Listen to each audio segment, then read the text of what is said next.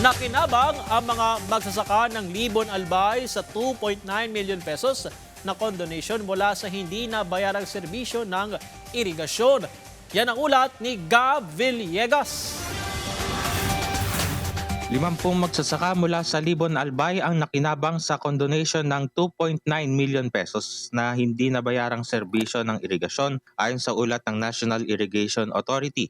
Sinabi ni Maria Cleofe Barrero, tagapagsalita ng NIA Region 5, na ang inisyatiba ay bahagi ng patuloy na pagpapatupad ng Republic Act 10969 o ang Free Irrigation Service Act na nagtatakda para sa pagkansela ng hindi nabayarang irrigation service fees kasama ang lahat ng kaugnay na pautang at parusa, pautang at penalty para sa mga magsasaka na nagmamay-ari ng hindi hihigit sa 8 hektarya ng lupa. Paliwanag pa ni Barrero na nagsimula ang condonation program pagkatapos may patupad ang FISA. Ang mga magsasaka na may landholding na 8 hektarya o mas mababa ay maaari na mag-apply para sa exemption. Hinihikayat niya mga eligible na mga magsasaka na hindi pa nakaka-avail ng programa na bisitahin ang kanilang pinakamalapit na tanggapan ng NIA at magsumite ng mga aplikasyon kasama ang mga kinakailangang dokumento. Inaasahang magpapatuloy ang programa sa iba pang komunidad sa buong Albay na magbibigay daan sa mas maraming magsasaka na makinabang sa condonation ng irigasyon. Gab Humilde Villegas para sa Pambansang TV